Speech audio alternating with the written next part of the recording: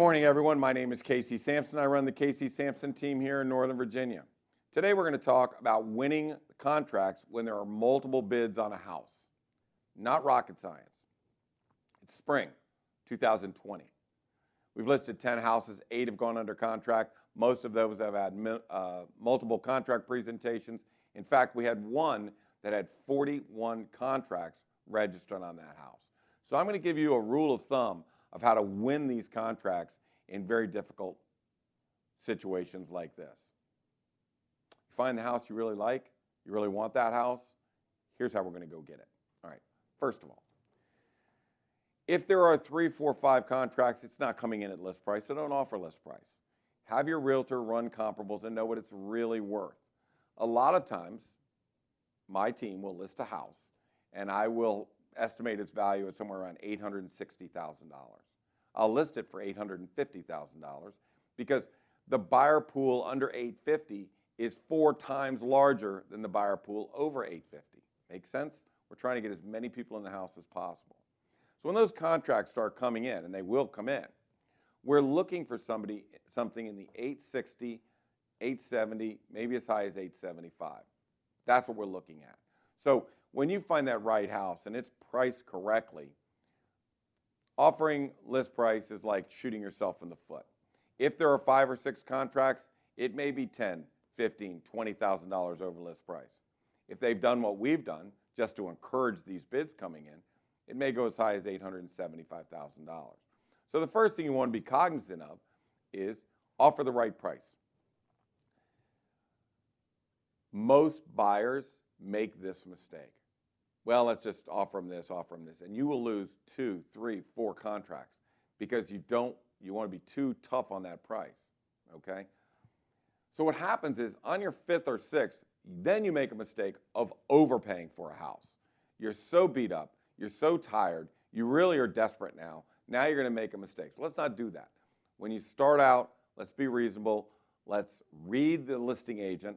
Let's feel what kind of vibes we're getting from them, and that will dictate where we're going to be the price. It's not going to be list price if there's multiple contracts, I can assure you.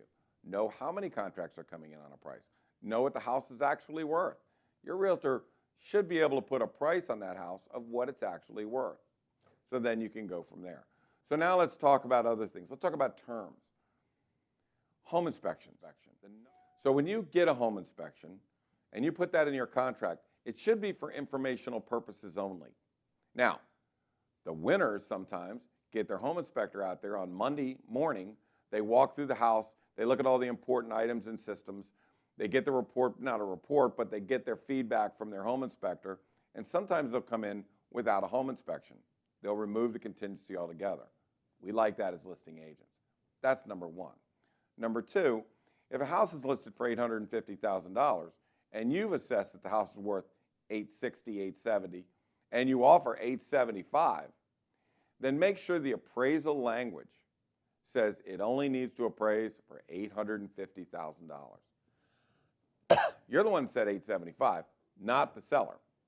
So if you go at $850,000, then the seller has assurances that they're going to get the $875,000. So stronger price, flexible home inspection, having it removed entirely is the best thing. Get a home inspector out there early. But when a home is really well maintained, seller's been there for a while and you can tell he's a meticulous seller, there's nothing wrong with that house. I mean, you can feel assured that if there was something wrong with that house, that seller would take care of it.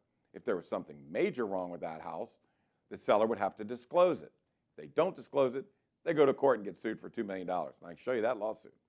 So that's the inspection and the appraisal process. Those are the 2 things that trip it up the most. There's another thing that's important, your lender. We look at lenders. If you're coming in with Bank of America or Wells Fargo or one of these banks, we're not apt to use that, go with that contract. And the reason is because their appraisers are coming from Frederick, or they're coming from Winchester, or they're coming from outside the area and tend to be a little more tough. We're looking for correspondent lenders. Now, let me explain what a correspondent lender is. A correspondent lender is the combination of the broker, who can shop multiple banks, and the bank, which has their own money. A correspondent lender underwrites their own transactions, settles their own transactions. It's all done in-house. This is where you're going to find the best quality mortgage lenders, is in this classification of correspondent lender.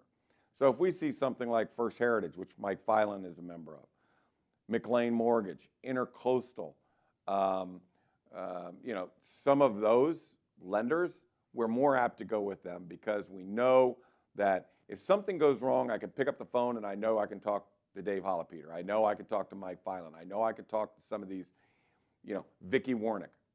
We know who they are. We can trust them.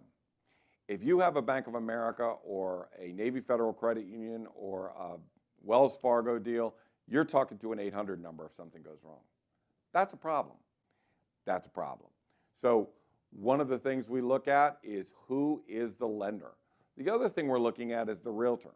If a realtor's done one transaction, that does not give us the warm and cozies that they're experienced enough to get this to settlement and have control of their buyer. So we're looking for experienced agents, good lenders, obviously the price that we're looking for. We're looking to remove that home inspection contingency, or at worst have it contingent on the void only. And a void only means that I'm going to do a home inspection, I'm not going to ask you for anything, and if something's really wrong, I can void my way out of this contract. So we want to make sure that all those things are in line, that you have a good realtor. Now, if you do not have a realtor that you're married to, you haven't signed a document that they represent you, you can clearly go right to the listing agent. If you go to the listing agent, pretty much you're going to go to the top of the line, so long as everything else is correct. So long as it's the same price and terms and appraisals and home inspections. But you can certainly go through the listing agent. We have about 30% of our deals, people actually come through us and go through us to get the deal. So you can go through that listing agent. But these are the things you need to have in your offer. And the next thing you want to do is you need to say that if I do have a financing contingency, I can remove this financing contingency in 16 days, or I can do my appraisal in 12 days. Now, here's how you do that. You need to go and make sure you sit down with the Mike Filan. He has everything he needs. He has bank statements, W-2s, everything he needs in order to get this loan approved. So you are 90% of the way there. All you need is a house. So when that contract comes in and you write your contract and you say, my contingency for financing is not 30 days, it's not 21 days, it's 14 days. That tells me you're quite a ways through your lending process. If you bring a contract in on one of our listings, before we select a contract, we're going to talk to the lender. I want to know what you've seen. Have you gotten all the documentation they need in order to get a quick approval of this person? How fast can you get this appraisal done? Who are your appraisers? Where do you order them from? Is it Anthony Appraisers in Vienna, Virginia that uses local? Or is it anyone that comes out of Frederick, Maryland? Can't have that. So we're going to talk to that lender. They're very, very important. So those are the ways you can win contracts, and you should win contracts here in Northern Virginia in this time when there are multiple contracts going on. If there's only 2 contracts, you're pretty much a list price contract. If there's 6 or 7, you're going 10, 15, maybe as much as 20,000 over list price. If there's 10, you're at 25,000 over list price. That's just the way it's going to be. Get rid of the home inspection. Make sure the appraisal is set at the list price, not your offer price. Make sure you have a good lender. Make sure you're already through the lending process. Make sure you get that home inspection done early if you have to, or have it void only. If you have any questions, you can call me at 703-508-2535. My buyer brokers work all through Northern Virginia. These are the rules that we work with on the road. This is why we get our contracts through. But it is a tough market, but not if you know what you're doing. So if you're looking to win the contract, those are the tips you want to go on. 703-508-2535. My name is Casey Samson. You can reach me at casey@caseysamson.com. My website is caseysamson.com. See you next time.